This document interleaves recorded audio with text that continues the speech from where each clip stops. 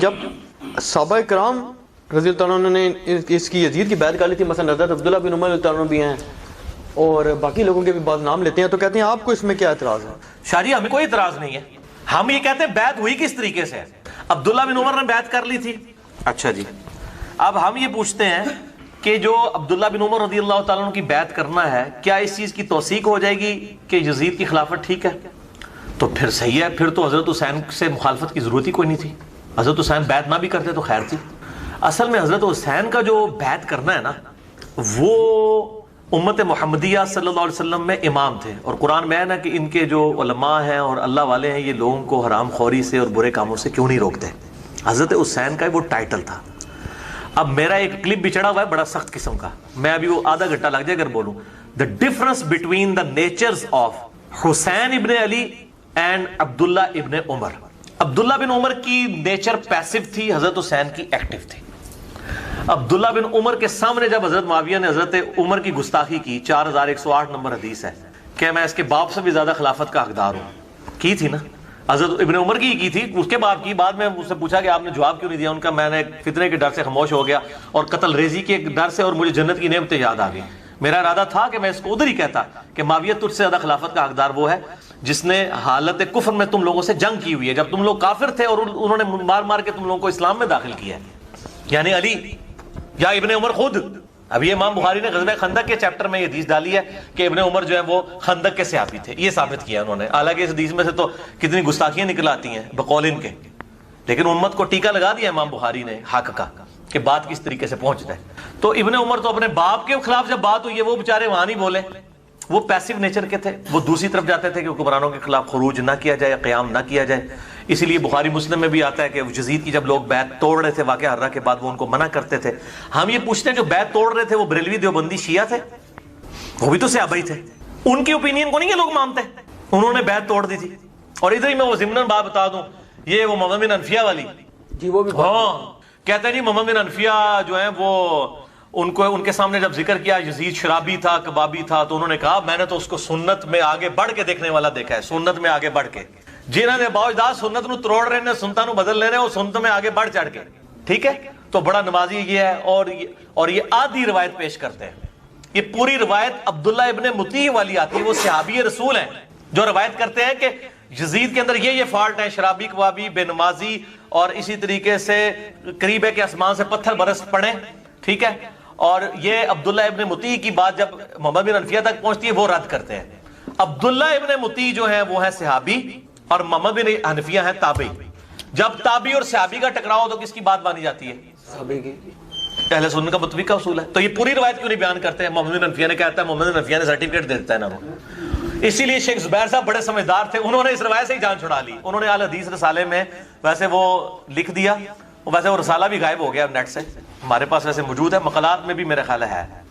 انہوں نے لکھا یہ روایت ہی جعلی ہے، وہ ہیڈنگ بنائی کیا یزید شرابی تھا، تو انہوں نے کہا یہ پوری روایت اگر کوئی صحیح مانتا ہے تو پھر عبداللہ ابن مطیع کی بات صحیح ہے کہ وہ شرابی تھا، محمد بن حنفیہ کی بات ریجیکٹڈ ہے، ادروائز جان چھڑاؤ اس روایت کو ضعیف کو، ٹھیک ہے نا۔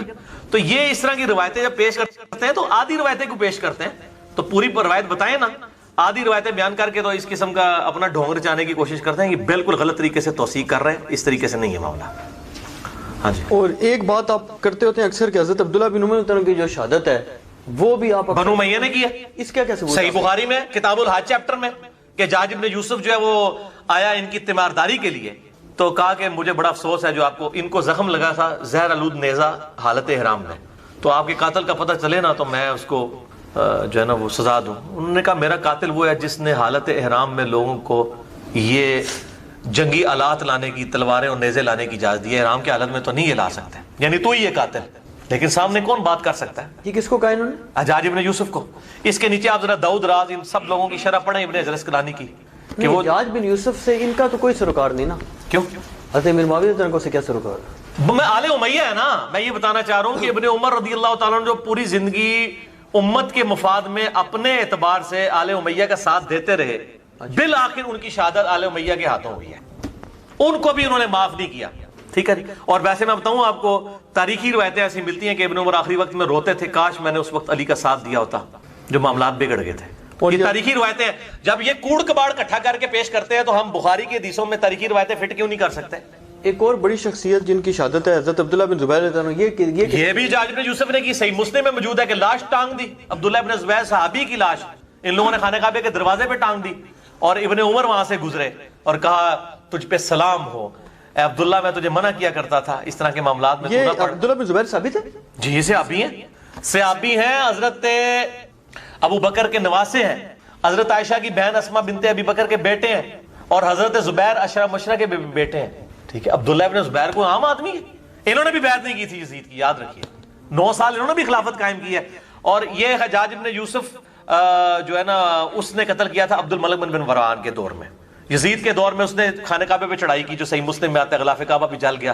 یزید کے قابو نہیں آئے عبداللہ ابن زبیر، پھر مروان کے قابو بھی نہیں آئے، عبد الملک بن مروان نے شہید کروایا اور لاش ٹانگ دی. اور پھر عبداللہ بن عمر نے کہا تجھ پہ سلام ہو، یہ جو لوگ کہتے ہیں نا تیرے بارے میں کہ تو یہ تھا یہ تھا، نہیں، تو بہت نیک انسان تھا، اللہ کا خوف رکھنے والا تھا، تو عبادت گزار تھا، رات کو شب بیداری کرنے والا تھا. اتنے سلام انہوں نے پڑھے، ان کی میت کے اوپر سلام پڑھے. اور صحیح مسلم میں آتا ہے حجاج بن یوسف نے حضرت اسما بنت ابی بکر کو جو مطلب بڑھیا ہو چکی تھی گھسیٹ کے کہا کہ اس کو لے کے آؤ میرے پاس.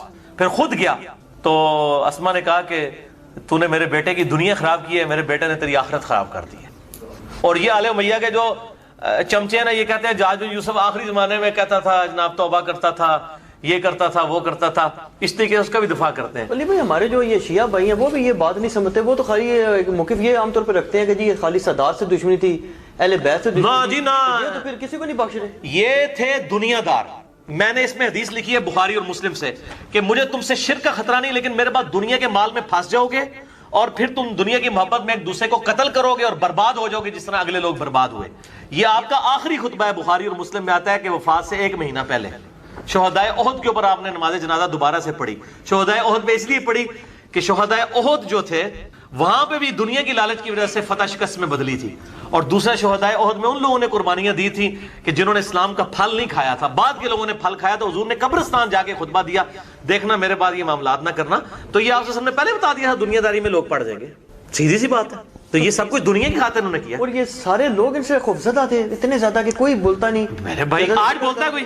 حضرت بکر رضی اللہ عنہ کی بیٹی کو گھسیٹ رہے ہیں، حضرت امام حسین کے ساتھ کیا کر رہے ہیں. نہیں تو مجھے بتائیں آج کوئی بولتا ہے؟ آج کوئی بولتا ہے؟ یہاں پہ لال مسجد میں ایک ڈکٹیٹر مشرف نے کتنا قتل عام کیا ہے، ان کے اپنے فرقے کے لوگ نہیں کھڑے ہو سکے. بھائی جس کے ہاتھ میں تلواریں ہوتی ہیں، اب یہ توابون کو ہی آپ دیکھ لیں، ان کو بھی قید کر دیا گیا تھا نا، جو بعد میں شہید ہوئے حضرت حسین کی شہادت کے بعد. کہتے ہیں نہیں کوفی نکلے نہیں ہیں. جب آپ پورا اس طریقے سے قبضہ کر لیں گے، چند لوگ اس حکومت سے جو 3 براعظموں میں پھیلی ہوئی ہے اس سے کیسے ٹکرا سکتے تھے؟ سیدھی سی بات ہے. تو آج بھی نہیں لوگ اٹھتے. اچھا ایک اور بات کی جاتی ہے کہ حضرت حسین رضی اللہ عنہ کے جو قتل کا الزام یزید پر، ابن زیاد وغیرہ پر، عمر بن سعد پر، شمر وغیرہ پر تھوپ دیا جاتا ہے، تو وہ یہ کہتے ہیں کہ جی 2 جو روایات ہمیں پتہ چل رہی ہیں، حضرت ام سلمہ سلام اللہ علیہ سے اور ایک پتہ چلی حضرت عبداللہ بن عمر رضی اللہ عنہ سے. تو ان کو کیا پرابلم تھی کہ ان دونوں نے عراقیوں کا کہا؟ تو یہ بات ٹھیک ہے. ام سلمہ نے بھی کہا مسند احمد میں عراقیوں پہ لعنت ہو. صحیح بخاری میں حضرت ابن عمر نے کہا کہ ان عراقیوں نے مچھر اور مکھی کا مسئلہ پوچھا، انہوں نے تو نبی صلی اللہ علیہ وسلم کے بیٹے کو شہید کر دیا، جن کے بارے میں نے سنا تھا کہ وہ اللہ کے نبی کے 2 پھول ہیں اس دنیا میں. اس سے ایک بات تو کلیئر ہوئی کہ عبداللہ بن عمر کو حضرت حسین سے کوئی بغض نہیں تھا، ورنہ ان کی مرنے کے بعد یہ بات نہ سناتے، ان سے محبت کرتے تھے. اچھا، اور بہت بڑی حدیث سنا دی انہوں نے. عراقیوں پہ انہوں نے لعنت کی. اب ان سے پوچھیں کہ عراقیوں پہ جو لعنت کی ہے، آپ کو کوئی الہام ہوا ہے کہ یہ عراقیوں پہ ابن زیاد والے جو عراقی تھے ان پہ لعنت کی ہے، یا جو ہے وہ شیعان علی کے اوپر لعنت کی ہے جو حضرت علی کے گروہ کے ساتھی تھے؟ تو یہ فوراً کہیں گے شیعوں نے مارا ہے، شیعہ کہیں گے انہوں نے مارا ہے. عراقیوں پہ اس لیے لعنت کی کہ عراقی جو حکومت تھی ابن زیاد کی، اسی نے یہ ظاہر ہے کہ ساری. عمر ابن سعد کون تھا؟ صحیح مسلم اٹھا کے دیکھ لیں. یہ ایسا لاچی، میں بتاؤں کریکٹر سب کا نظر آتا ہے. صحیح مسلم میں ہے کہ سعد ابن ابی وقاص کے سامنے بیٹا آ رہا ہے عمر ابن سعد، تو حضرت سعد ابن ابی وقاص کہتے ہیں اللہ اس شخص کے شر سے میں تیری پناہ میں آتا ہوں، اپنے بیٹے کے شر سے. اور آنے ہی کہتے ہیں ابا جی دیکھو سب لوگ جو حکومت گورنر بن رہے ہیں، تسی تو کوئی عہدہ بھی نہیں لیا. یہ صحیح مسلم میں ہے. عمر ابن سعد جو 22,000 کا لشکر دے کے، جسے ہر بندے کا کریکٹر مسلم میں موجود ہے، بخاری میں موجود ہے. یہ تلاش کرنا ہے آپ نے, وہ پھر فٹ ان بیٹھتا ہے. آپ جس طرح بیان کرتے ہیں شک ہو جاتا ہے کہ کہیں علماء صحیح تو نہیں کہتے اپنی طرف سے بیان, ہر بات ہی آپ اس میں سے نکال لیتے ہیں. جی انکار نہ نکلے تو انکار کریں. آج تک آپ نے میرے خلاف کوئی کلپ دیکھا ہے کہ وہ یہ کہیں کہ یہ بخاری مسلم میں, یہ ہو سکتا ہے طریق کا فرق ہو جائے بعض کا, یہ کہتے ہیں جی وہ ظالم مغیرہ کے الفاظ موجود نہیں ہیں, ٹھیک ہے, تو اس میں موجود ہے اوے مغیرہ اوے مغیرہ اوے مغیرہ. یہ کیا ہوتا ہے؟ پیارے مغیرہ پیارے مغیرہ پیارے مغیرہ, بڑا اچھا کام کر رہے ہو. ظالم مغیرہ وہ اس لیے مکس ہو گیا کہ دوسری روایت میں موجود ہے اس ظالم شخص کو دیکھو کہ یہ ہمیں کہتے ہیں ہم اپنے جنتی بھائی پر لعنت کریں. ظالم تو کہا ہوا ہے دوسرے طریق کے اندر, ٹھیک ہے, طریق مکس ہو جاتے ہیں. لیکن آج میں جو ذہنی طور پہ نا مکمل طور پہ زبان کی اس اعتبار سے بھی احتیاط کر رہا ہوں کہ میں جو بات کہہ رہا ہوں وہ انہی الفاظ کے ساتھ ہوگی کہ سعد ابن ابی وقاص کہتے ہیں میں اس کے شر سے اللہ تیری پناہ مانگتا ہوں, یہ دنیا کا لالچی. اور بعد میں اس کو رے کی گورنری کی لالچ دے کے حضرت حسین کے قتل پہ آمادہ کیا گیا. یہ عبید اللہ بن زیاد کا گورنر تھا, یہ شیان علی کا گورنر تھا, یہ بھیجا ہوا تھا. تو اچھا کہتے ہیں جی وہ عراقیوں نے کیا ہے نا میرے بھائی, پیچھے شام والوں کو تو انہوں نے کہنا ہی نہیں تھا. اس کی وجہ یہ ہے کہ شام میں تو مرکزی حکومت بیٹھی ہوئی تھی. یہاں پہ جب عمران خان صاحب اعتراض کرتے ہیں تو پنجاب پولیس کہتے ہیں نا, وہ یہ تو نہیں کہتے نواز شریف کی پولیس. لیکن جب پنجاب پولیس کہہ رہے ہوتے ہیں تو پنجاب کی حکومت نواز شریف صاحب کے انڈر ہے, تو انڈائریکٹلی وہ نواز شریف صاحب کو کہہ رہے ہوتے ہیں. لہٰذا جب اس وقت کہے گا عراقیوں نے کیا تو عراق اس وقت کس کا صوبہ تھا؟ اہل شام کا. تو ڈائریکٹلی تو انہوں نے کیا تھا, عبید اللہ بن زیاد نے کیا. اور یہ کہتے ہیں جی واقعہ کربلا جی ثابت نہیں ہے, یزید تک خبر نہیں پہنچی, اور پھر وہ جھوٹی روایت ہے جی یزید بڑا روئے اور یہ وہ. اچھا رونے کے بعد انہوں نے اپنے زیاد کو ہٹا دیا, ٹھیک ہے. ان سے پوچھے صحیح مسلم کے اندر موجود ہے, میں نے اس پمفلٹ میں اس کا اشارہ کرایا ہوا صرف. صحیح مسلم 6309, یہ کہتے ہیں واقعہ کربلا ثابت ہی نہیں ہے. 6309 نمبر حدیث ہے کہ امام زین العابدین رحمہ اللہ تعالی وعلیہ السلام یہ واقعہ کربلا کے بعد مقتل حسین کے بعد یزید سے ہو کر مدینے آئے. یہ الفاظ ہے صحیح مسلم. واقعہ کربلا ثابت ہو گیا. اور ان کے پاس رسول اللہ کی تلوار تھی صلی اللہ علیہ وسلم, جو حضرت علی کے پاس تھی, اس کے بعد حضرت حسین کے پاس تھی, حسین کی شہادت کے بعد ان کے پاس آ گئی. اور مسور بن مخرمہ آئے, انہوں نے کہا اے اللہ کے نبی کے نواسے یہ لوگ آپ سے چھین لیں گے. کون چھین لیں گے؟ بریلوی دیوبندی اہل حدیث چھین لیں گے, اہل امیہ. تو آپ مجھے دے دیں گے تلوار, اس میں تلوار کی حفاظت کروں گا. یہ صحیح مسلم 6309 نمبر فضائل فاطمہ والے چیپٹر میں یہ حدیث موجود ہے. تو واقعہ کربلا کا ذکر صحیح مسلم کے اندر موجود ہے, ٹھیک ہے, بخاری کے اندر موجود ہے. میں نے کتنی روایتیں اس میں نقل کی ہیں, یہ کہتے ہیں نہیں فلاں چیز ثابت نہیں, ساری کی ساری یہ واقعہ کربلا کے اوپر جو میرا رافضیت ناسبیت والا پمفلٹ 5A ہے اس کے اندر موجود ہے. یہ چیزیں موجود ہیں میرے بھائیوں. یہ مطلب باتیں کر دینا آسان ہے. دیکھیں ہم بلو پرنٹ آپ کو پیش کر رہے ہیں نا, بلو پرنٹ پیش. یہ تاریخ اس تاریخ میں بیٹھے گا جو مودودی صاحب بیان کر رہے ہیں, لیکن یہ جو کچھ کوڑ کباڑا یہ سارے ہی تاریخ سے پیش کر رہے ہیں. یہ اصل میں منکرین حدیث ہے. اچھا دیکھیں یہ سنابلی صاحب جتنے والے دے رہے ہیں منکرین حدیث کے دے رہے ہیں نا, سارے والے جن کو اہل حدیث بھی خبیث مانتے ہیں. شبیر کو, اسی طریقے سے محمود عباسی کو, ان لوگوں کے حوالے دے رہے ہیں نا. شبیر کا تو نہیں دیا نا, کوئی رحمان سنبلی, ہاں ان لوگوں کے, ان کو اہل حدیث محمود احمد عباسی کو تو اہل حدیث خبیث کہتے ہیں, انگریزوں کا پٹھو. منکرین حدیث وہ تو بخاری کو کھوتا کہتا تھا. ابو جابر دامانوی خود کہتے ہیں, اس سے تو ابو جابر نہیں نا رجوع کر سکتے, وہ کہتے ہیں میں اپنے کانوں سے سنا ہے کہ انہوں نے کہا جی اچھا بخاری کھوتے نے بھی بخاری میں حدیث لیے کہ حسین کا سر کاٹ کے عبید اللہ ابن زیاد کے سامنے رکھا گیا. اور آئے لوگ کہہ رہے ہیں جی وہ سامنے رکھا گیا, اس کا یہ مطلب تو نہیں عبید نے قتل کروایا. اچھا وہ جو سر میرے سامنے کو سر کاٹ کے لا کے رکھے میرے بیٹے کا, تو میں اس کو انعام نوازوں گا. پھر وہ چھڑیاں مارنے لگا, ٹھیک ہے جی. بھی غلط تعویل کرتے ہیں اسی طریقے سے کہ آپ ہر بات میں سے نہیں, وہ تو لاتے ہیں نا حضرت علی پہ اٹیک کرتے ہیں نا جواب میں. وہ کہتے ہیں حضرت علی کے سامنے بھی سر کاٹ کے لایا گیا. کس کا؟ یہ میں کس کی روایت سن رہا تھا کہ غالباً نہیں حضرت زبیر کا لایا گیا. نا جی نا کوئی سر کاٹ کے یہ کسی پہلی دفعہ بھائی میرے تمام محدثین محرخین نے لکھا ہے کہ پہلی دفعہ اگر کوئی سر کاٹ کے کسی مسلمان حکمران کے سامنے رکھا گیا ہے نا تو وہ معاویہ کے سامنے عمار کا سر ہے. اس سے پہلے کبھی سر نہیں رکھا گیا. نبی صلی اللہ علیہ وسلم کے بارے میں ایک روایت آتی, مجھے اب پتہ نہیں اس کی صحت ہے کہ اس طرح رکھا گیا, آپ نے اتنا ناپسند فرمایا اس چیز کو, تو آپ نے کہا ادھر سے لے جاؤ, یہ کام نہ کرو. یہ نہیں ہوا. عمار کا سر کاٹ کے سب سے پہلے رکھا گیا, ٹھیک ہے. اور میں آپ کو پھکی دے دوں, ابھی عمار کا سر کاٹ کے رکھا گیا تو اس کے بعد تو توبہ کر لینی چاہیے تھی نا. اب تو ادھر تو عمر بن عاص بھی کہہ رہے ہیں کہ باغی جماعت قتل کرے گی, ٹھیک ہے. ہمارے سامنے ہم بھی کانپ اٹھے, تو لیکن نہیں, وہ کہ الٹا تعویل کی کہ جی عمار کو ہم نے کیوں قتل کیا ہے, نہ علی لے کے آتا نہ یہ قتل ہوتا, ٹھیک ہے. پھر تاریخ کی روایتوں حدیث میں تو اتنا ہے, تاریخ میں ملتا ہے کہ حضرت علی تک جب یہ معاویہ کی بات پہنچی نا تو حضرت علی نے کہا اچھا پھر حمزہ کا قاتل نبی صلی اللہ علیہ وسلم تھے, نہ حمزہ کو لے کے آتے احد میں, نہ حمزہ شہید ہوتا. اے پکی دیتی معاویہ نو حضرت علی نے کہ تو جڑی گل کیتی ہے, جڑا میرا سپورٹر ہے آرمی چیف ہے میری طرفوں, 93 سال دی عمر, جو بندہ لڑائی پہ لڑتا ہے عمار ابن یاسر, اس کو تم کہہ رہے ہو نہ علی لاتا نہ وہ. لیکن ملا علی قاری نے بس جرت کی ہے, یہ میں پھکی دے رہا ہوں, ملا علی قاری کے بھی بڑے والے آج کل اہل حدیث بھی پیش کر رہے ہیں. ملا علی قاری نے مرقاہ جو شرح مشکات کی لکھی ہے نا, مشکات میں جب یہ حدیث آتی ہے نا عمار کو باغی جماعت قتل کرے گی, اس کی شرح میں ملا علی قاری لکھتے ہیں کہ قتل عمار کے بعد یہ بات ڈیفائن ہو چکی ہے کہ معاویہ کی غلطی اجتہادی نہیں ہے بلکہ یہ ہٹ درمی پہ مبنی غلطی ہے, کیونکہ اگر اجتہادی تھی تو اس وقت تک تھی کہ اس بیچارے کو پتہ نہیں چلا. جب اس کو قتل عمار کے بعد بھی کہ باغی جماعت قتل کرے گی, ان کو بھی حدیث پتہ ہے, عمر بن عاص بھی سنا رہے ہیں, آپ تو توبہ کر لیتے نا کہ میری جماعت باغی ہے. ملا علی قاری نے جرت کی ہے, یہ رحمہ اللہ ہے آج کل اہل حدیثوں کا بھی, المتوفی 1014 ہجری, اور وہ تو کہتے ہیں امام حنیفہ اور ان لوگوں کے بعد سب سے بڑا امام ہی ملا علی قاری ہے. یہ مرقاہ کے اندر اس نے شرح مشکات میں لکھا ہے, یہ ملا علی قاری کا حوالہ لے جائیں, اس نے کہا ہے کوئی اجتہادی. اچھا مجھے لوگ کہتے ہیں کہ جی آپ نے اس میں لکھ دیا ہے کہ جی اجتہادی خطا ہے, ٹھیک ہے, تو یہ میرا اجتہاد ہے, آپ اسے اختلاف کر سکتے ہیں. یہ اجتہادی خطا سے مراد ہے, میں بھی اجتہادی خطاب میں اپنی ویڈیو میں بتا دوں, اجتہادی خطاب میں مانتا ہوں اس وقت تک جب تک عمار قتل نہیں ہوئے تھے.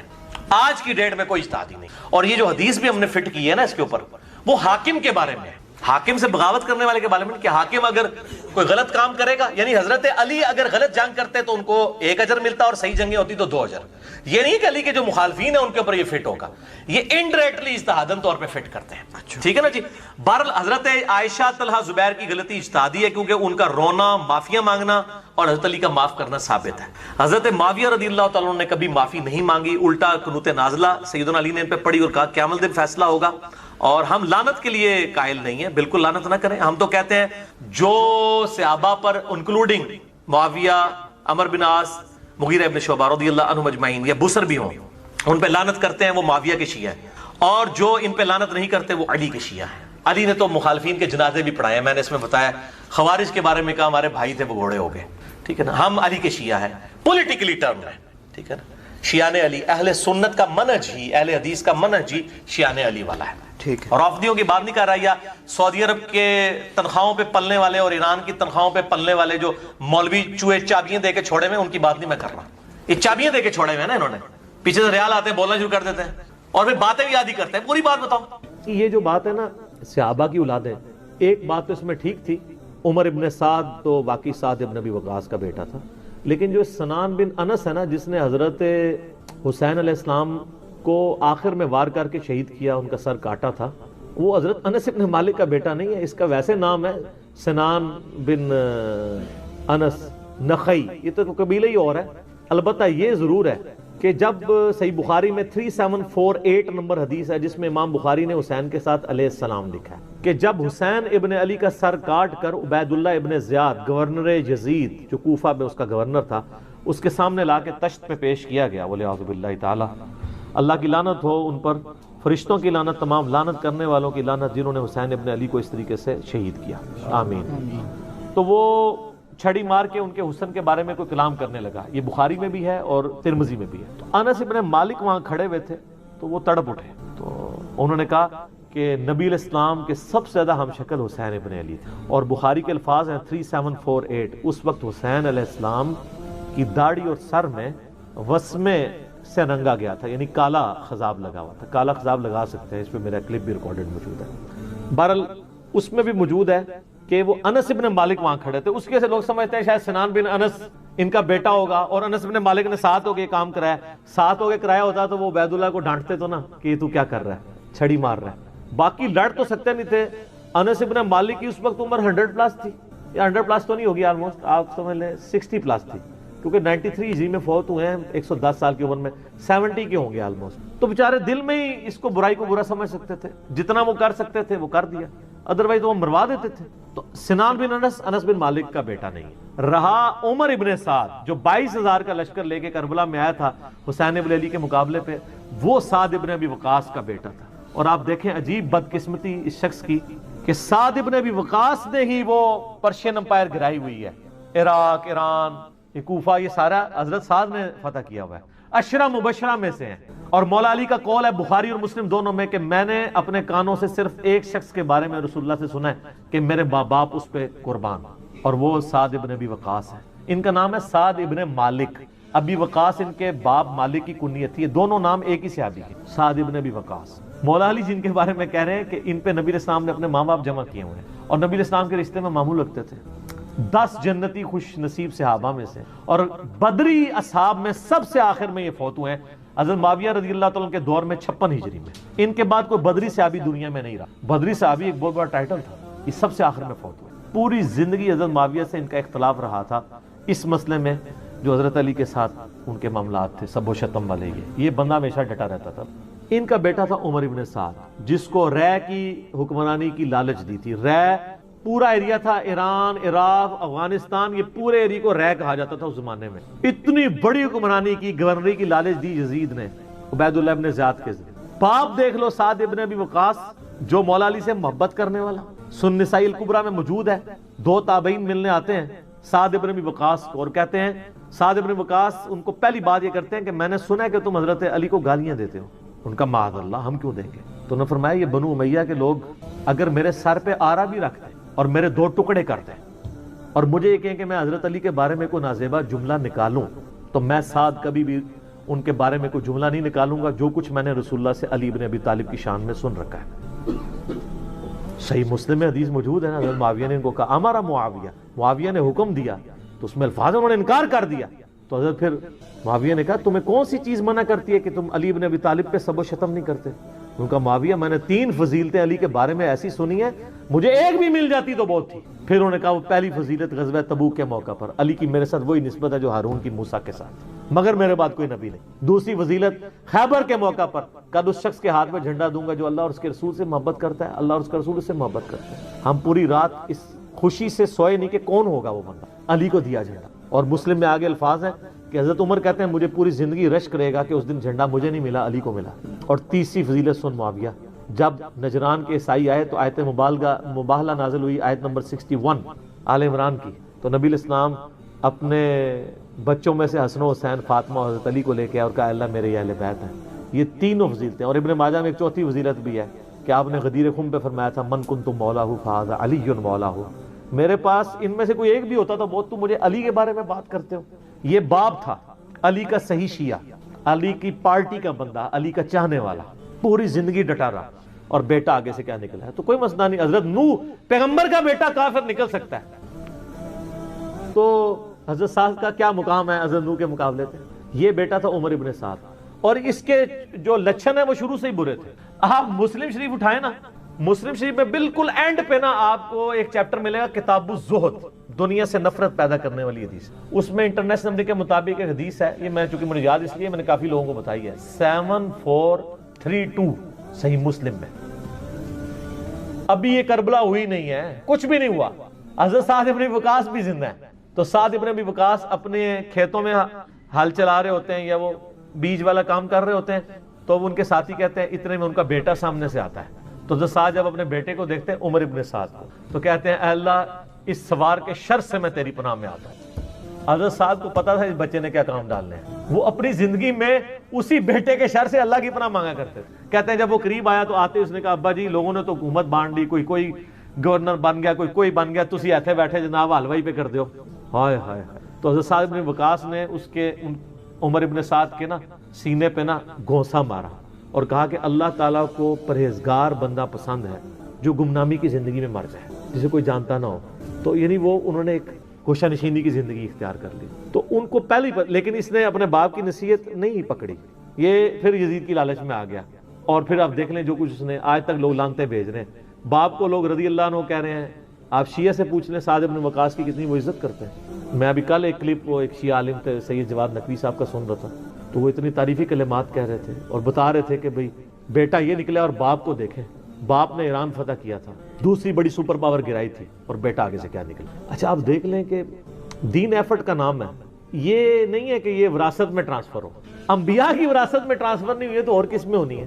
ٹھیک ہو گئی. بینیفیشری ہے سسٹم کا. ان کو اگر اسلامک ہسٹری ذرا سے بھی پتا ہو، اہل سنت کی ساری تاریخ کی کتابیں اٹھا کے دیکھ لیں آپ، البدایہ والنہایہ جسے تاریخ ابن کثیر کہتے ہیں، تاریخ تبری اٹھا کے دیکھ لیں، تاریخ ابن خلدون اٹھا کے دیکھ لیں، ابن عساکر اٹھا کے دیکھ لیں، سب میں ڈیٹیلز موجود ہیں اور وہ فٹ ان بیٹھتی ہیں بخاری مسلم کی حدیث میں. وہ حدیث بھی اس میں نے لکھی ہوئی ہے کہ کوفے کا گورنر تھا نعمان ابن بشیر صحابی رسول صلی اللہ علیہ وسلم. جب حضرت حسین علیہ السلام کے بارے میں پتہ چلا یزید کو کہ یہ آ رہے ہیں وہاں پہ اور کوفے سے یہ ایک قیام کریں گے اور دعوت حق لانچ کریں گے، سب سے پہلا اس نے ڈیسیژن کیا کہ نعمان ابن بشیر کو کوفے کے گورنری سے ہٹا دیا. یہیں سے اس کی 2 نمبری شروع ہو گئی ہے. یہ کہتے ہیں پروف دیں، پروف آپ کو پتہ ہے کیا ہے؟ اس لیے کہ نعمان ابن بشیر صحابی تھے، ان کو پتہ تھا حضرت حسین کے ساتھ تو میں کوئی نیگیٹو نہیں کر سکتا، تو نرم رویہ رکھتے تھے. اور عبید اللہ ابن زیاد کو اس نے بھیجا. عبید اللہ ابن زیاد ایک ظالم آدمی تھا. صحیح بخاری میں انٹرنیشنل نمبر کے مطابق 3748 نمبر حدیث ہے کہ حضرت حسین ابن علی کا سر کاٹ کر عبید اللہ ابن زیاد کے سامنے تشت میں لا کے پیش کیا گیا. استغفر اللہ کی لعنت ہو، تمام فرشتوں کی لعنت ہو، تمام لعنت کرنے والوں کی لعنت ہو جن لوگوں نے حسین ابن علی کو اس طریقے سے شہید کیا. یہ صحیح بخاری شریف ہے 3748 انٹرنیشنل نمبر کے مطابق، جس میں امام بخاری نے حسین کے ساتھ علیہ السلام لکھا ہے. اور آپ لوگوں کے پیٹ میں آج تک درد ہو رہی ہے. دارالاسلام والوں نے تحریف کر کے علیہ السلام کاٹ دیا اس میں، لیکن سعودیہ کا جو مکتبۃ شامل ہے اس میں موجود ہے. دارالکتب العلمیہ کا جو بیروت کا چھپا ہوا ہے اس میں موجود ہے. اور اہل حدیث کی جو سب سے بڑی سائٹ ہے حدیث کی کتابوں کی sunna.com اس میں موجود ہے. اسلام 360 میں موجود ہے، اور اس میں بھی عربی میں علیہ السلام ہے، اردو میں مولوی نے رضی اللہ تعالیٰ عنہ کیا ہوا ہے. تحریف، یہ ہے تحریف. تو سر جب آپ چوری کریں گے نا اتنی سی بھی، تو اللہ نے ایک بلا آپ پہ چھوڑی ہوئی ہے جو مولانا شریف کو بخاری شریف سے باہر نکال کے پھینکتی ہے اور لوگوں کو بتاتی ہے یہ بخاری شریف ہے اور یہ مولانا شریف ہے. حسین ابن علی کا سر کاٹ کے سامنے رکھا گیا. اس نے کچھ کلام کیا تو حضرت انس ابن مالک پاس کھڑے تھے، تڑپ اٹھے. انہوں نے کہا سب سے زیادہ رسول اللہ کے ہم شکل حسین ابن علی تھے. تو یہ ان لوگوں کا، اور یہ تھا گورنر کوفہ جو لگایا اس کام کے لیے گیا تھا. وہ کہتے ہیں یزید کو پتہ نہیں چلا، اس نے خود ڈیسیژن کیا. اچھا جی مان لیا. تو جب یہ خود اس نے ڈیسیژن کیا اس کے بعد یزید نے پھر یقیناً اس سے عبید اللہ ابن زیاد کو جیل میں ڈلوا دیا ہوگا، کیونکہ آپ تمہیں کہانی کراتے ہیں کہ دریائے فرات کے کنارے کتا بھی پیاسا مر جائے تو حکمران کی ذمہ داری ہے. تو یزید نے پھر حسین ابن علی نبی کا بچہ جب قتل ہوا اتنے وہ اپنے بچوں کے ساتھ رشتہ داروں کے ساتھ، تو اس کو جیل میں ڈلوا دیا ہوگا. کوئی ضعیف روایت ہی لے آئے. اور اگلے دن میں ایک مولوی کو سن رہا تھا، وہ کہتا ہے آپ کو پتا ہے حسین سے لڑنے کے لیے جو آیا تھا وہ کون تھا؟ عمر ابن سعد ابن ابی وقاص. یہ اسی طریقے سے میں کہوں کہ وہ طوفان نوح کے اندر جو غرق ہو گیا، آپ کو پتا ہے کون تھا؟ وہ حضرت نوح کا بیٹا تھا. تو انو میں ہی چپیڑ مار سکنا. سعد ابن ابی وقاص کا مرتبہ زیادہ ہے حضرت نوح کا. تو آپ دھونس لگا رہے سعد ابن ابی وقاص کی ہمیں رضی اللہ تعالیٰ عنہ. وہ تو اشرم و اشرم میں سے. نوح کا بچہ اگر کافر نکلا ہے تو سعد کا بچہ اگر غلط نکلا ہے، وہ پھر کہتے ہیں وہ نبی کے ماموں تھے. او یار کہانیاں کرانی بند کرو. یہ اسی طریقے سے کہ وہ ترک رفع دہن پہ کہتے ہیں ابن مسعود کا مرتبہ آپ کو پتا ہے؟ او ابن مسعود کا مرتبہ پتا ہے؟ ابن مسعود سے پہلے وہ ثابت بھی ہو، پھر اگلی بار مرتبے ہوں گے. ناموں کا روب. سعد ابن ابی وقاص کو سر آپ کو، ہمارے تو وہ لیڈر ہیں. میں نے کتنی حدیثیں پیش کی ہیں. صحیح مسلم میں حدیث ہے 6220. انہوں نے تو حضرت معاویہ کے ساتھ پھڈا لے لیا تھا جب حضرت علی پہ سب و شتم کروانے لگے تھے. سعد ابن ابی وقاص جیسا تو شیعان علی کوئی نہیں تھا. آپ ہمیں بتا رہے ہیں اس کا بیٹا تھا. اس کے بیٹے کے کرتوت بھی صحیح مسلم میں موجود ہیں. وہ ابے کو سب سے زیادہ پتا ہوتا ہے نا میرا بچہ کیا ہے. ابھی تو کربلا ہوا نہیں ہوا تھا. صحیح مسلم اٹھا کے آپ جا کے نا عمر ابن سعد لکھیں اور صحیح مسلم کو سلیکٹ کریں تو حدیث آئے گی کہ حضرت سعد ابن ابی وقاص بیٹھے ہوئے تھے، ان کے سامنے ایک اونٹ سوار آیا. تو ساتھی کہتے ہیں کہ حضرت سعد ابن وقاص نے کہا اے اللہ اس اونٹ سوار کے شر سے میں تیری پناہ میں آتا ہوں. اور جب وہ اترا تو ان کا بیٹا تھا عمر ابن سعد. سعد ابن وقاص تو اپنی زندگی میں اپنے بیٹے کو شیطان کی طرح سمجھتے ہوئے وہ اللہ کے حضور جو ہے وہ پناہ مانگا کرتے تھے. اور دیکھ لیں سعد کی پھر کرامت ویژن دیکھ لیں. اور وہ آگے کہتے ہیں ابا جی سارے لوگ خلافت میں آپ بھی کوئی حصہ لے لیں، کوئی گورنر شورنر بن جائے. شروع تو ہی لالچی سی اور اسی کو رہ کی لالچ دی. میں بتا رہا ہوں تاریخ اسلام میں جو باتیں ہیں نا آل امیہ کی بدماشیوں کو ہائی لائٹ کرتی ہیں، فٹ ان بیٹھتی ہیں بخاری مسلم. یہ لشکر لے کے آیا تھا حضرت حسین ابن علی کے خلاف لالچ میں. اس کا اثر کیا ہوا بعد میں؟ تو یہ پورا پلان ہوا تھا. اور اگر کہتے ہیں نہیں یہ حادثاتی طور پہ ہو گیا تو بعد میں پھر سزا دینی چاہیے تھی. کوئی سزا نہیں دی ہے. الٹا اس کے اوپر آپ کو پتا ہے مدینے والوں نے بیعت توڑ دی تھی. حالانکہ وہ پہلے بھی تلوار کے زور پہ لی تھی حضرت معاویہ نے رضی اللہ تعالیٰ عنہ. ہم تو رضی اللہ عنہ ہی کہیں گے، ہماری مجبوری ہے. قانون نبی دا منہ ماردا ہے، قانون نبی دا منہ نہیں ماردا. تو آج تک یزید دی وکالت کر رہے ہو، لیکن ہم صرف نبی علیہ السلام کو دیکھنے کی وجہ سے احترام کرتے ہوئے رضی اللہ عنہ کہتے تھے. یہ فرق ہے علی کے شیعہ میں اور معاویہ کے شیعہ میں. علی کے شیعہ پھر ایسے ہوتے ہیں، شیعہ پولیٹیکل ٹرم. تو اہل مدینہ نے بیعت توڑ دی. جو یہ پیش کرتے ہیں بخاری مسلم سے کہ عبداللہ بن عمر لوگوں کو سمجھاتے تھے یزید کی بیعت نہ توڑو. تو وہ جو جن لوگوں کو سمجھا رہے تھے انہوں نے انجینئر صاحب کی ویڈیوز دیکھ کے بیعت توڑی تھی. وہ کون تھے؟ وہ بریلوی تھے، دیوبندی تھے، اہل حدیث تھے، شیعہ تھے. کون تھے؟ صحابہ اور تابعین تھے جو بیعت توڑ رہے تھے. تو اس سے یہ بھی تو ثابت ہوتا ہے جس طرح آپ کہتے ہیں جی وہ پگڑی پہ مسا ہو جاتا ہے تو پھر جرابوں پہ بھی ہو جائے گا، کیونکہ پگڑی بھی کپڑے کی ہوتی ہے، جرابیں بھی کپڑے کی. تو اس سے پگڑی بھی تو ثابت ہوتی ہے. آپ تو ننگے سر نماز پڑھتے ہیں، آپ تو لال رومال رکھتے ہیں، تو پگڑی بھی تو ثابت ہوتی ہے. تو جو بیعت توڑ رہے تھے وہ کون تھے؟ صحابہ اور تابعین تھے. حضرت نے وہ ان کو روکتے تھے اس لیے روکتے تھے کہ ان کو پتا تھا کہ جب یہ بیعت توڑیں گے تو ان کے ساتھ وہی کچھ ہوگا، اور اسی وجہ سے حضرت حسین کو بھی ابن عمر سمجھایا کرتے تھے۔ میرا یوٹیوب پہ کلپ بھی ہے یہ جو ایک انہوں نے ایک اور چھوڑی ہوئی ہے نا بات کہ جی وہ حضرت حسین نے 3 شرائط رکھ دی تھی، اتنی بڑی کہانی کرائی ہے، اس کے اوپر میرا کلپ موجود ہے، میں تو اس پہ گھنٹوں زبانی بول سکتا ہوں۔ تو پھر جب وہ بیعت توڑی ہے تو اس نے مدینے کے اوپر چڑھائی کروا کے واقعہ ہررا ہوا، بخاری مسلم میں درجنوں حدیث ہے، کس طرح قتل و غارت ہوا، عورتوں کی عصمت دری ہوئی، اور پھر ساتھ ہی اس کے بعد خانہ کعبے کے اوپر چڑھائی کی، کیونکہ عبداللہ ابن زبیر بھی نہیں بیعت کر رہے تھے، خانہ کعبہ کا غلاف اور ایک دیوار ڈیمیج ہو گئی، پھر یزید مر گیا، تو پھر حضرت ابن زبیر نے کہا تمہارا شیطان مر چکا ہے، واپس جاؤ، پھر وہ واپس گئے، پھر 9 سال تک ابن زبیر نے خلافت قائم کی مکے کے اندر اور مدینے کے اندر۔ حضرت حسین ابن علی کے بعد ان کو خلافت کا ایک موقع ملا۔ تو اس طریقے سے یہ چیزیں بالکل کلیئر ہیں، لیکن وہ بات میں مولانا اسحاق صاحب والی کروں گا کہ بات اس لیے سمجھ نہیں آتی کہ آپ یزید سے شروع کرتے ہیں، جب تک آپ بات پیچھے سے شروع نہیں کریں گے آپ کو بات سمجھ نہیں آئے گی۔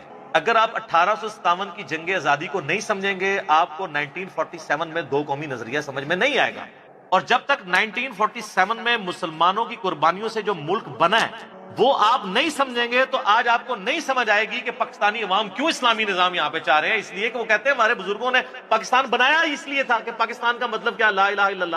یہ سیکولر اینکر بیٹھ کے جو باتیں کر رہے ہیں ان کو یہ کیسے سمجھ آئے جب تک آپ پیچھے نہیں چلیں گے؟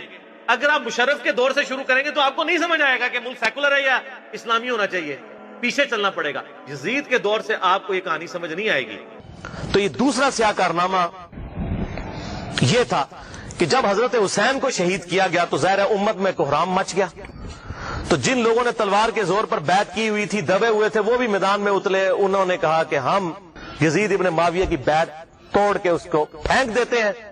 سب سے پہلے اہل مدینہ نے بغاوت کی، اور صحیح مسلم میں کتاب الامارہ چیپٹر میں موجود ہے یہ چیز، امارت کے بیان والے چیپٹر میں صحیح مسلم کے اندر۔ اور جب بیعت توڑی تو ظاہر ہے کہ پھر یزید کو غصہ آیا، اس نے پھر فوج اپنی بھجوائی اور اس نے اہل مدینہ کے اوپر جو ہے وہ چڑھائی کر دی۔ 3 دن تک مدینہ تو رسول کو حلال ٹھہرا لیا کہ وہ حضرت عثمان غنی رضی اللہ تعالیٰ عنہ جنہوں نے شہادت گوارا کر لی لیکن مدینہ میں اپنے دفاع میں تلوار نہیں اٹھنے دی کہ مدینہ تو رسول میں میری وجہ سے خون نہ گرے، اس یزید ظالم شخص نے مدینے پر حملہ کروایا اور قتل عام مسلمانوں کا کروایا۔ صحیح بخاری میں کتنی حدیثیں میں ان کے حوالے دے دیتا ہوں۔ صحیح بخاری میں 2604، 2959، 4024، 4906 یہ صحیح بخاری میں ہے۔ صحابہ کا قتل عام کروایا، یہ کہتے ہیں صحابہ کے گستاخ، اور جنہوں نے چمچے ہونا سب تو بڑے گستاخ او جے صحابہ دے جنہوں نے صحابہ نو قتل کیتا جے۔ گالی دینا تو چھوٹا جرم ہے، قتل کروانا بڑا جرم ہے، اور گالی بھی میں نے بتا دیا انہوں نے شروع کروائی ہوئی ہے۔ یہ ساری بدعتیں بنو امیہ کی شروع کی ہوئی ہیں، ممبروں پر حضرت علی پر لعنت کرنا اور صحابہ کو قتل کرنا۔ اور صحیح مسلم میں 3339، 3319، 3323 سے لے کر 3333 تک یہ 15-20 احادیث ہیں جن کا لب لباب یہ ہے کہ آپ صلی اللہ علیہ وسلم نے ارشاد فرمایا جس نے اہل مدینہ کو ڈرایا، اہل مدینہ کو دھمکایا یا مدینہ میں بدعت کو جاری کیا، مدینے والوں پر ظلم کیا، اس پر اللہ کی لعنت، اللہ کے فرشتوں کی لعنت اور تمام لعنت کرنے والوں کی لعنت۔ کہتے ہیں یزید پر لعنت نہ کریں، ہم کسی کلمہ گو اہل قبلہ کے اوپر لعنت کے قائل نہیں ہیں، آپ صلی اللہ علیہ وسلم نے ہمیں منع کیا ہے، لیکن اس کا یہ مطلب نہیں کہ وہ لعنت کا اہل نہیں ہے، لعنت خود بخود ہو جائے گی۔ قرآن میں آیا لعنت اللہ علی الکاذبین، جھوٹوں پر اللہ کی لعنت۔ آپ میرے سامنے واضح جھوٹ بولیں، میں آپ کو لعنتی پھر بھی نہیں کہہ سکتا، حالانکہ آپ لعنت کے مستحق ہو رہے ہوں گے، جھوٹ بول کے خود بخود مستحق ہوں گے لعنت کے۔ اسی طریقے سے سورہ محمد کی آیت نمبر 22 اور 23 میں آتا ہے جو لوگ فساد فی الارض کرتے ہیں، زمین میں قتل نہ حق کرتے ہیں، ان پر اللہ تعالیٰ کی لعنت ہوتی ہے۔ تو قرآن میں لعنت آئی ہے ظالموں کے اوپر، تو ہمیں تو بھیجنے کی ضرورت ہی نہیں، خود بخود جسے فٹ اسے گفٹ، جو ایسا کام کرے گا وہ خود لعنت کا مستحق ہو جائے گا، ہم کیوں لعنت بھیجیں، وہ خود بخود لعنت کے مستحق ہو گیا، وَلِعَاذُ بِاللَّهِ تعالی۔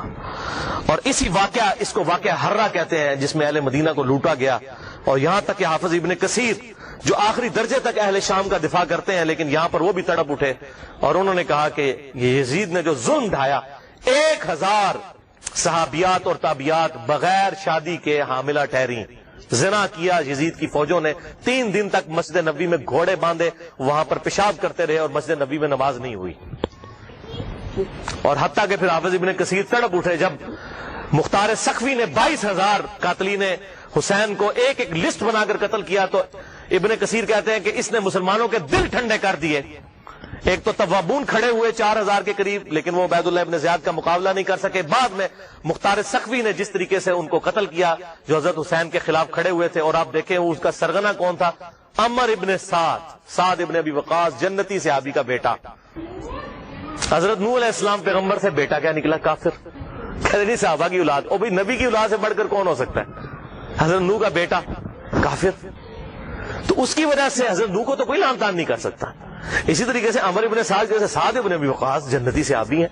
ایک مجلس میں جن 10 صحابہ کو بشارت ملی ان میں یہ بھی شامل ہے، اور آخری وقت تک یہ حق کی آواز بلند کرتے رہے الحمدللہ. اب سعد ابن ابی وقاص میں صرف بیان کروں کس طرح وہ حضرت علی کے فضائل امیر معاویہ کے دور میں بیان کرتے تھے اور ڈنکے کی چوٹ پہ کرتے تھے، اور جو لوگ حضرت علی پر لعنت کرتے تھے ان کے وہ خلاف کھڑے ہوتے تھے. یہ پورا ایک ٹاپک ہے بخاری اور مسلم کے اندر، جو کبھی ٹائم ملا تو میں انشاءاللہ بیان کروں گا. لیکن بیٹا آگے دیکھیں کیا نکلا.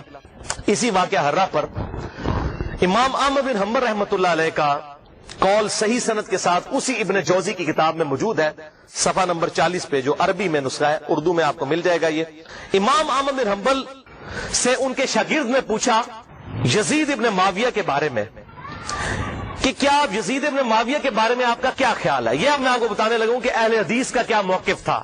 سب سے بڑے اہل حدیث اہل سنت امام احمد بن حنبل المتوفا 241 ہجری، جو اہل سنت کے بڑے ائمہ ہیں، بخاری اور مسلم کے استاد ہیں. اور وہ کیا کہہ رہے ہیں؟ آپ حدیث میں کس کو لیتے ہیں کہ جی کس راوی پر بحث کرنی، آپ کہتے ہیں یہ فلاں محدث اس کو ضعیف کہتا ہے. اب یہ سب سے بڑا امام اہل سنت کا کیا کہہ رہا ہے؟ وہ کہتے ہیں کہ یزید وہی ہے جس نے مدینے والوں کے ساتھ وہ کرتوت کیے جو اس نے کیے. شاگرد نے پوچھا یزید نے کیا کیا تھا؟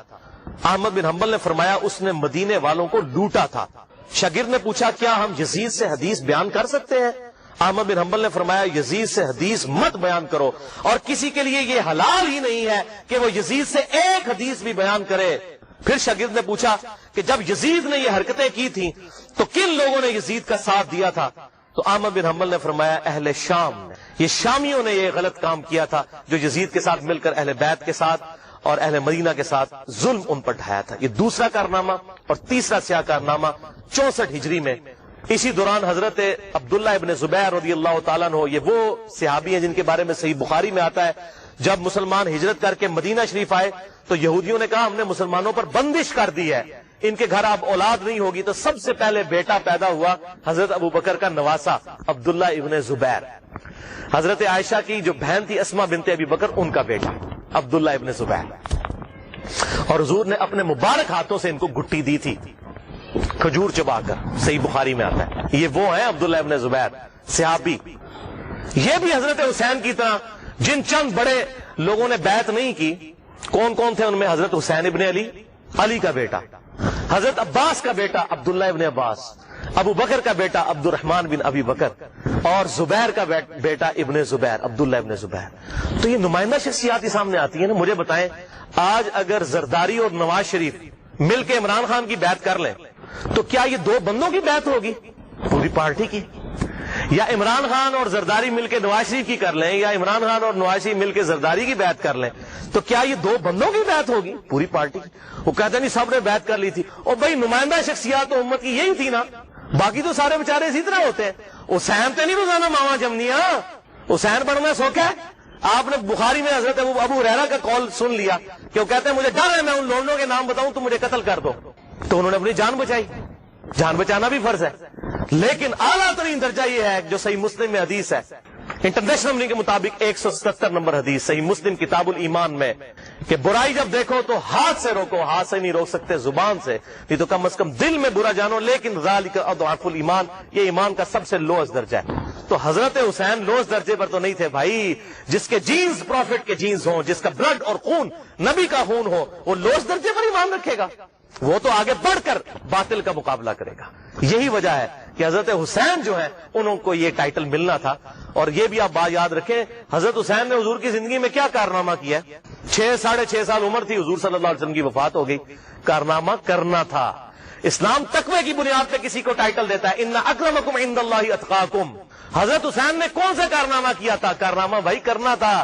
جنتی نوجوانوں کا ٹائٹل اس لیے ملا کہ انہوں نے وہ کام کرنا تھا کہ جب امت سو چکی ہوئی تھی انہوں نے امت کو جگایا، اور ایسی بھی امت جاگی کہ آج تک جب بھی کہیں پر ظلم ہوتا ہے حسین کی مثال پیش کی جاتی ہے. لوگ کہتے ہیں کیا ہوا جی، حسین کے ساتھ بھی تو 72 لوگ تھے نا، اگر ہم تھوڑے ہیں. سورہ نحل میں آیا کہ ابراہیم علیہ السلام اکیلے ہی پوری امت ہے. حق تھوڑا ہو، حق حق ہے، باطل باطل ہے، چاہے وہ کثرت میں کتنا ہی زیادہ ہو. ٹھیک ہے، تو یہ بات آپ سمجھیے اس حوالے سے. تو عبداللہ ابن زبیر نے بھی بغاوت کی، انہوں نے حجاز، مکہ، مدینہ اور پورے ایریے پر انہوں نے اپنی خلافت قائم کر لی، اور یزید صرف شام تک رہ گیا. تو پھر یزید نے عبداللہ ابن زبیر رضی اللہ تعالیٰ عنہ کو قتل کرنے کے لیے اور ان کی حکومت کو ختم کرنے کے لیے جو خلافت تھی، اپنے گورنروں کو بھیجا، سپہ سالاروں کو بھیجا. 64 ہجری کا یہ واقعہ ہے، اور یہ صحیح مسلم میں انٹرنیشنل نمبر کے مطابق 3245 صحیح مسلم 3245 نمبر حدیث ہے کہ ابن زبیر پر جب حملہ کیا اس دوران خانہ کعبہ کو منجنیق سے پتھراؤ کیا گیا، غلاف کعبہ بھی جل گیا. 3245 صحیح مسلم. یہ کرتوت ہے. کہتے ہیں جی وہ تو یہ تھے جنتی تھے، وہ بھی میں پول کھولنا کہڑے پاس جنتی سی ہو. صحیح مسلم 3245 خانہ کعبہ کو جلا دیا. لیکن پھر اس دوران پہلے واقعہ کربلا، اس کے بعد واقعہ ہرا ہوا، اور پھر ابن زبیر پہ جب حملہ کیا اسی دوران یزید مر گیا 64 ہجری کے اندر. جب مرا تو پھر ابن زبیر نے اسی جنگ کے دوران وہ مر گیا. ابن زبیر نے کہا کہ جاؤ اپنے شیطان کی خبر لو، وہ مر گیا. تو پھر اس کی فوج تتر بتر ہو گئی. پھر 9 سال تک خلیفہ رہے اس پورے ایریے کے اوپر عبداللہ ابن زبیر. پھر جب عبد الملک بن مروان کے مرنے کے بعد بنا، اس نے پھر حجاج ابن یوسف کو بھیجا. پھر دوبارہ خانہ کعبہ پر حملہ ہوا، اور وہ بھی صحیح مسلم 6496 نمبر حدیث میں موجود ہے. پھر ابن زبیر کو حجاج ابن یوسف نے، جو اسی بنو امیہ کی باقیات تھی، اس نے قتل کر کے خانہ کعبے کے دروازے پہ ان کی لاش، صحابی رسول کی لاش لٹکائی 1 ہفتے تک کے لیے. صحیح مسلم 6496. ابن زبیر کو 74 ہجری کے اندر شہید کر دیا گیا. یہ بھی انہی کا کارنامہ تھا. اب یہاں پر میں کسی محدث کا فتویٰ، کسی محقق کا فتویٰ، کسی حکومتی ملے کا فتویٰ، کسی روزی روٹی چلانے والا دین سے اس کا فتویٰ نہیں، امیر المؤمنین سیدنا عمر ابن خطاب رضی اللہ تعالیٰ عنہ کا فتویٰ صحیح بخاری سے پیش کرنے لگا ہوں. انٹرنیشنل نمبر کے مطابق صحیح بخاری میں 6830. سیدنا عمر کا جب آخری حج تھا تو آپ کو کسی نے آ کر خبر دی، اس کے بعد آپ شہید ہو گئے، کہ لوگوں میں یہ چیما گوئیاں ہیں کہ جب عمر مر جائے گا تو ہم فلاں شخص کو اپنا خلیفہ بنا لیں گے، خود ہی چن لیں گے. اب یہ فلاں کون ہے اس کو تلاش کرنا ہے. یہ فلاں کون تھا خلافت کا لالچی؟ یہ آپ کے لیے اسائنمنٹ ہے. فلاں شخص کی ہم بیعت کر لیں گے. حضرت عمر کو اتنا غصہ آیا کہ مسلمانوں کے مشورے کے بغیر. صحیح بخاری 6830 بڑی لمبی حدیث ہے. حضرت عمر فاروق رضی اللہ تعالیٰ ممبر پر چڑھے، اور ابن عباس کہتے ہیں کہ میرا گھٹنا جو ہے نا وہ بالکل ممبر کے ساتھ ٹچ تھا جب میں نے یہ حضرت عمر کا خطبہ خود سنا. اور حضرت عمر اتنے غصے میں تھے، میں نے کہا کہ آج تو یہ، بلکہ صحیح بخاری اسی حدیث میں آتا ہے کہ عبد الرحمن بن عوف کہتے ہیں کہ آپ تو عرفات کے میدان میں خطبہ دینے لگے. تو میں نے کہا امیر المومنین، یہاں پر ہر طرح کے لوگ موجود ہیں، کوئی پڑھے لکھے ہیں، کوئی ان پڑھ ہے، تو آپ کی بات کا کوئی اور مطلب نہ لے لیں، آپ صبر کریں، مدینہ جا کے خطبہ دیں. تو مدینہ شریف جا کر پہلا کام حضرت عمر نے خطبہ دیا 6830. بڑی باتیں ارشاد فرمائی، اور پھر اس میں ارشاد فرمایا ورڈ بائی ورڈ، لفظ بائی لفظ حضرت عمر کے الفاظ. صحیح بخاری 6830. دیکھو، خیال رکھنا کہ کوئی شخص بھی بغیر مسلمانوں کے مشورے کے اور بغیر اتفاق رائے کے تم پر مسلط نہ ہونے پائے، ورنہ اس کا انجام قتل و غارت ہوگا. اور وہ آپ نے دیکھا کتنی قتل و غارت ہوئی. حضرت حسین کو شہید کیا گیا، واقعہ ہررا ہوا، پھر خانہ کعبہ کو جلایا گیا. پیچھے کیا رہ گیا؟ مکے کی حرمت پامال، مدینے کی حرمت پامال، اہل بیت کی حرمت پامال. اس سے زیادہ کیا کر سکتا تھا؟ اور حضرت عمر نے پہلی پیشن گوئی کی تھی مسلمانوں کے مشورے، تو وہ تلوار کے زور پہ کیا گیا. وہ میرا پورا لیکچر سن لیں، صحیح بخاری کے اندر موجود ہے حدیث، اور کتابوں کے اندر، کہ تلوار کے زور پر زبردستی بیعت لی گئی، اور صحابہ نے مخالفت کی لیکن نہیں کسی کی سنی گئی. وہ کہتے ہیں نہیں، حضرت علی کا جو اپنا بیٹا ہے محمد بن حنفیہ، اس نے تو بڑی تعریف کی ہے یزید کی. ہم پوچھتے ہیں کہاں لکھا ہوا ہے؟ کہتے ہیں تاریخ میں لکھا ہوا ہے. تاریخ میں اگر 5% باتیں یزید اور ان کے والد کے حق میں ہے نا، تو 95% ان کے خلاف ہیں. بلکہ ایمان ثابت کرنا بھی مشکل ہو جائے گا اگر تاریخ تبری کے حوالے ہم نے پیش کیے تو. حدیث سے بات کرو. جی حدیث میں تو اس طرح کی کوئی بات نہیں، آپ کو پتہ ہے ہماری باتیں حدیثوں میں تو نہیں نکلتی، جی ہمیں پتہ ہے، یہی تو ہم رونا رو رہے ہیں، لیکن وہ تاریخ میں تو ہے جی، ہم کہتے ہیں وہ جو تاریخ تم پیش کر رہے ہو وہی پوری پڑھ کے بتا دو۔ ابن کثیر نے نقل کی ہے، یہ مردود روایت، لیکن یہ روایت پوری نہیں پڑھ سکتے، وہ ان کے گاٹے فٹ ہو جائے گی۔ اس روایت میں پتہ کیا ہے؟ عبداللہ ابن مطیع صحابی محمد بن حنفیہ کے پاس آتے ہیں جو تابعی ہیں، جو حضرت علی کے بیٹے ہیں حنفیہ نامی عورت سے، انہیں آگے کہتے ہیں کہ حضرت آپ کا بھائی حسین شہید ہو گیا، یزید حکمران بن گیا، آپ کیوں نہیں قیام کرتے؟ تو ساتھ ہی کہا کہ اہل مدینہ میں سے کچھ لوگ شام سے آئے ہیں، انہوں نے یزید کو اس حال میں پایا ہے کہ وہ تارک الصلاح ہے، وہ شراب پیتا ہے اور کتاب و سنت سے تجاوز کرتا ہے۔ تو محمد بن حنفیہ نے کہا کہ نہیں، میں تو جتنا عرصہ یزید کے پاس رہا ہوں میں نے تو اسے نماز کا پابند پایا ہے اور سنت کا عامل پایا ہے۔ تو انہوں نے کہا حضرت وہ جتنے دن آپ رہے ہیں نا ادھر، اتنے دن اس نے آپ کو دکھانے کے لیے سب کچھ ایکٹنگ کی ہے، اصل میں تو وہ شرابی ہے، تارک الصلاح ہے اور کتاب و سنت کو پائمال کرنے والا ہے۔ اب یہ پوری روایت تھی، انہوں نے آدھی لے لی کہ محمد بن حنفیہ نے کہا میں اسے نماز کا پابند پاتا ہوں، جبکہ صحابی کہہ رہا ہے کہ وہ شرابی ہے، تارک الصلاح ہے، کتاب و سنت کا مذاق اڑاتا ہے۔ اب مجھے بتائیں صحابی اور تابعی کی بات ٹکرائے تو کس کی بات مانی جائے گی؟ انہوں نے آدھی روایت نقل کی، اسی لیے ہمارے جو استاد تھے شیخ زبیر صاحب، انہوں نے فتاوی علمیہ میں باقاعدہ اس روایت کو ڈسکس کر کے کہا کہ اگر اس روایت کو تم صحیح مانو گے نا پھر ماننا پڑے گا کہ یزید نماز بھی نہیں پڑھتا تھا، وہ شرابی بھی تھا اور کتاب و سنت کو توڑتا تھا، اس کے احکامات سے تجاوز کرتا تھا، بہتر یہ ہے کہ اس روایت سے جان چھڑا لو۔ انہوں نے کہا میرے نزدیک یہ پوری روایت ثابت ہی نہیں ہے، کیونکہ اگر روایت لینی ہے پھر پوری لینی ہے، آدھی تو نہیں لینی، سند تو ایک ہے اور وہ مردود سند ہے۔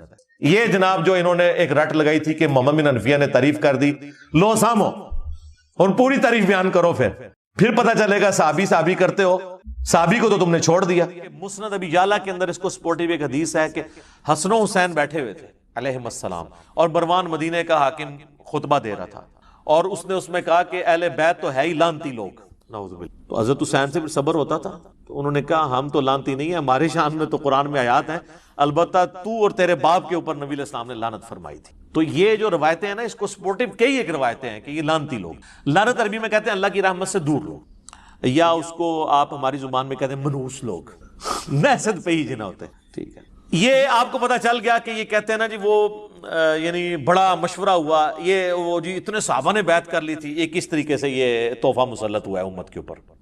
کئی ایک ٹاپکس ہیں، میں اس کو پھر اب کنکلوژن کی طرف لے کے آتا ہوں۔ ایک کتاب ہے امام ابن ابی عاصم کی، پہلے 300 سال میں حدیث کی کتاب ہے کتاب الاوائل، جس میں انہوں نے وہ ساری حدیثیں جمع کی ہیں اور روایتیں، جس سے یہ پتہ چلتا ہے کہ دنیا میں پہلے کام کون کون سے ہوئے۔ مثلا وہ ترمذی کی روایت لے کے آئے ہیں، اس کے اندر اپنی سند سے، امام ترمذی کے تو وہ محتاج نہیں اس کے لیے کیونکہ ان کے زمانے کے ہیں، کہ سب سے پہلے اللہ نے قلم کو پیدا کیا۔ کتاب الاوائل وہ کتاب جس میں اول جو کام ہوئے ہیں وہ سارے جمع ہوئے، اسی میں وہ حدیث لے کے آیا کہ سب سے پہلے بیٹھ کے خطبہ دیا حضرت معاویہ رضی اللہ تعالیٰ عنہ نے۔ اچھا، اسی میں لے کے آئے کہ نبی علیہ السلام نے فرمایا میری امت کا پہلا شخص جو میری سنت کو بدل دے گا وہ بنو امیہ سے ہوگا۔ اب شیخ زبیر صاحب نے اپنی زندگی میں پورا زور لگایا کہ وہ اس حدیث کو فٹ کریں یزید بن معاویہ پہ، لیکن میں ان کے ساتھ ایگری نہیں کرتا تھا اس حوالے سے۔ شیخ البانی نے بہرحال اس کو جس پہ فٹ ہوتی تھی اسی پہ فٹ کیا۔ شیخ البانی نے یہ حدیث لی سلسلہ حدیث صحیحہ میں، اس کی وجہ سے یہ حدیث انٹرنیشنل ہو گئی۔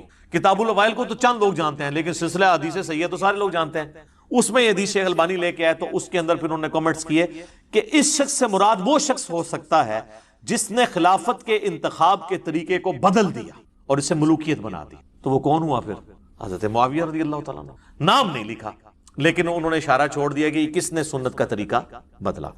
اچھا، انہی چیزوں کو سپورٹیو پھر کئی ایک حدیثیں ہیں۔ صحیح بخاری میں حدیث ہے، سیدنا ابو ہریرہ کہتے ہیں کہ میں نے نبی صلی اللہ علیہ وآلہ وسلم سے 2 پیالے لیے، ایک تو میں نے تمہیں ظاہر کر دیا یعنی شریعت کا علم، دوسرا اگر میں تمہارے سامنے ذکر کروں تو میری شہرک کاٹ دی جائے۔ وہ صوفیاء کہتے ہیں وہ علم لدنی تھا، تو حضرت ابو ہریرہ تو کسی سلسلے میں نہیں آتے، کو بات وہ کریں کو فٹ بھی بیٹھتی ہو، پھر آپ کے تو تصوف کے سلسلے وہاں سے جانے چاہیے۔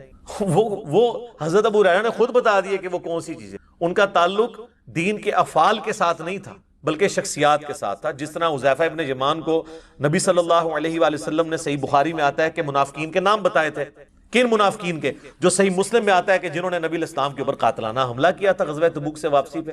جن کے بارے میں مسلم کی اسی حدیث 7035 میں کہ میرے صحابہ میں 12 منافقین ہیں، ان میں 8 ایسے ہیں ان کی پشت کے اوپر ایک دوبیلا پھوڑا نکلے گا اور اس سے ان کی موت ہوگی. جو میں نے نہیں آپ کو بتانا کہ کس کس کی موت دوبیلا پھوڑے سے ہوئی ہے، یہ اپنے علماء سے پوچھ کے چلیں. تو اس بخاری کی حدیث میں آتا ہے کہ حضرت ابو ہریرہ کہتے ہیں دوسرا میں زہر کر دوں تو میری گردن کاٹ دو. اب اس کی ایکسپلینیشن صحیح بخاری کے اندر ہی موجود ہے. تابعی کہتے ہیں سعید بن عمر، وہ کہتے ہیں میں مسجد نبوی میں بیٹھا ہوا تھا اور حضرت ابو ہریرہ رضی اللہ تعالیٰ عنہ